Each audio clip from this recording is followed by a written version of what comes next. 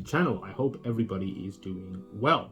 So in this video, what I'm going to be doing is providing you with an insight into the kind of content, the kind of videos that you can expect to see on this channel in the coming weeks. So what I did in my last video was to essentially introduce myself and my own background, my own profile, so to speak. Give you an insight into the field of Islamic studies, what Islamic studies is all about, what it entails, what it's like as an experience. But I never really said what I will be posting regularly on my channel and the kind of content that you can expect to see in my channel going forward. So a few examples of the kind of things you can expect to see on this channel.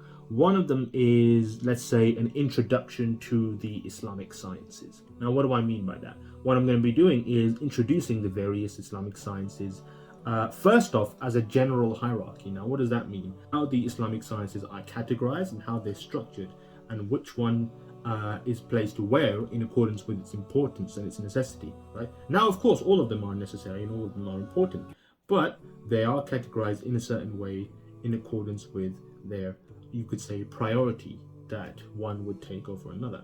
We'll also be asking some important questions to understand the goals and objectives of each of the Islamic sciences, to get a little insight as to how they work, how they're structured, how the books of these various sciences are structured. We'll be looking at a lot of books as well. So if you're an avid book reader, this is going to be an exciting time for you. And how the various books of each of the sciences differ from one another in accordance with their goals and objectives. So what I'm going to do in this video is to provide, you could say, a preliminary introduction, an introductory overview into each of the sciences, just to give you a little flavor, a little taste of what they're all about and how they're different from each other. Even though, as I mentioned in my previous video, they are interconnected and they do overlap a lot on a more broader, holistic level. So the first one is that of Islamic law. Islamic law deals mainly with religious practice, you could say, right? And how we understand two things: how the law is to be understood, how it's conceived of. There's a real historical element to that as well. We can maybe get into that as well, in the history of Islamic law and its development over the centuries, right from the early period following the time of the early Salaf, the pious predecessors who followed the time of the Prophet Muhammad ﷺ and his companions. So there's a historical element which helps us to understand how the law is to be conceived and how it developed. And then there's the practical element, how the law, when it's understood correctly and interpreted properly, how it's to be applied in our day-to-day lives. How do we go about practicing our religion properly? How do we properly understand what Allah subhanahu wa ta'ala requires from us and what the Sharia, the law of God, what it demands from us? So that's Islamic law, and then some subsidiary questions that flow from that. How is Islamic law to be understood as a system? How is that system to be applied in the 21st century? How does it function as a coherent intellectual system and a practical system? Of course, we're talking about law here and religious practice. How is that system to be understood and applied correctly in a 21st century context, in a way that is relevant to and acknowledges the needs and questions of our time that we live in? So we have to take everything into consideration. You are operating with maximum amount of evidence that you have at your disposal to derive and understand the legal rulings properly, in a systematic, coherent way. So that's Islamic law. Next science that we'll be going through and covering a lot of issues in relation to is that of Islamic theology. Now, theology personally is my favorite subject. The reason is because, well, several reasons, right? But mainly because it is essentially reflecting the profundity of the finite, us human beings with our limited finite intellectual capacities, trying in whatever way, shape or form, in as much capacity as we can, to grasp, to conceptualize, to understand that which is infinite, meaning God, Allah subhanahu wa ta'ala, right? And the theological systems that have been developed and enhanced and presented in order to try and do that. Ultimately, of course, is it possible? No, because it always comes back to the issue of the divine transcendence, right? Ultimately, Allah subhanahu wa ta'ala is transcendent above all of his creation. There's a lot of interesting questions that come up from this, like, what does it mean to believe in God? right? In a 21st century context that is dominated by secularism, secular thought, atheism, agnosticism, and all these tendencies, these inclinations that first rose out from the Enlightenment and then flowed down through the centuries, throughout the traditions of modern and contemporary philosophies. If you look at the history of the Western philosophical tradition, Francis Bacon, Rene Descartes, Thomas Hobbes, John Locke, the Cambridge Platonists, etc.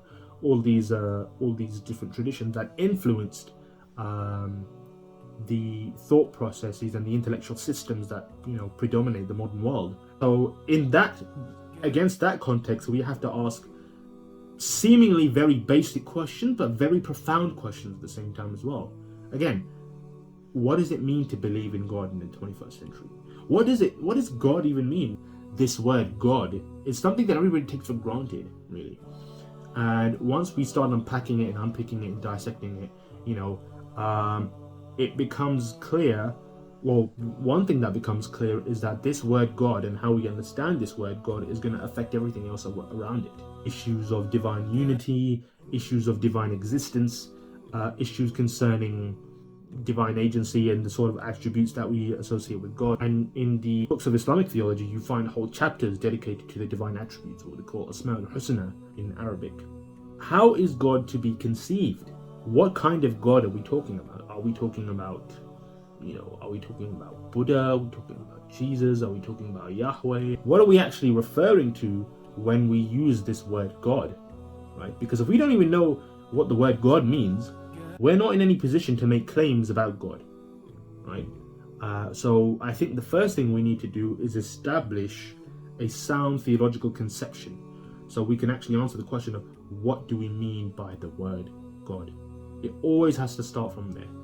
And then from that, we can then answer common critiques and theological contentions that are leveled against arguments for belief in God and the existence of God.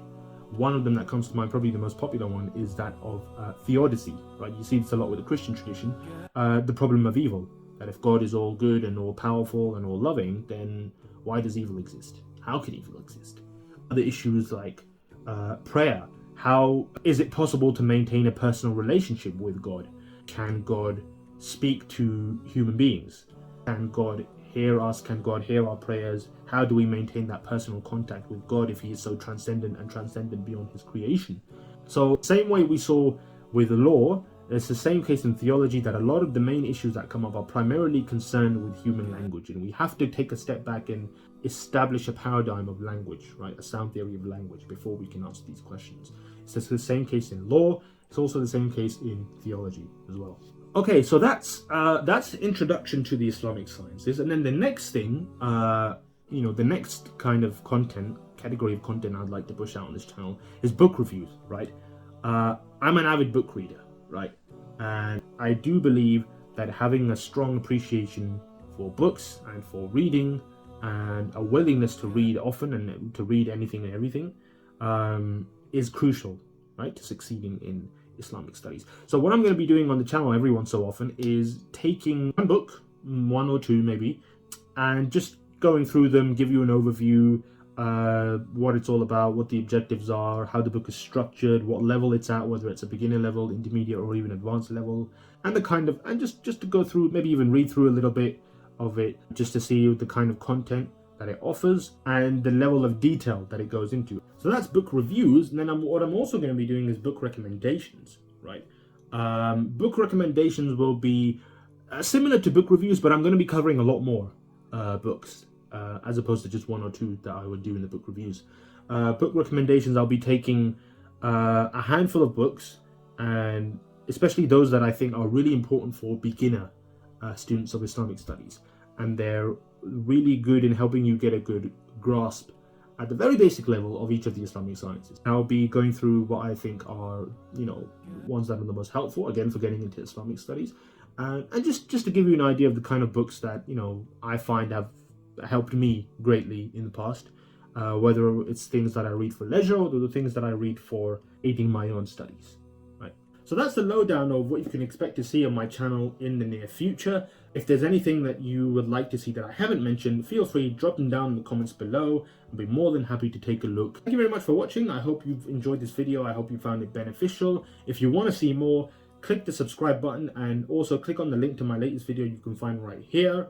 And also, I have now set up and launched my TikTok and Instagram pages. You can find the links to those in the description below. Go check those out. Give me a follow, give me a like, give me whatever the heck you want. And I hope you enjoy the content there as well. And I will see you in the next video very soon. But until then, Assalamu alaikum wa rahmatullahi wa barakatuh.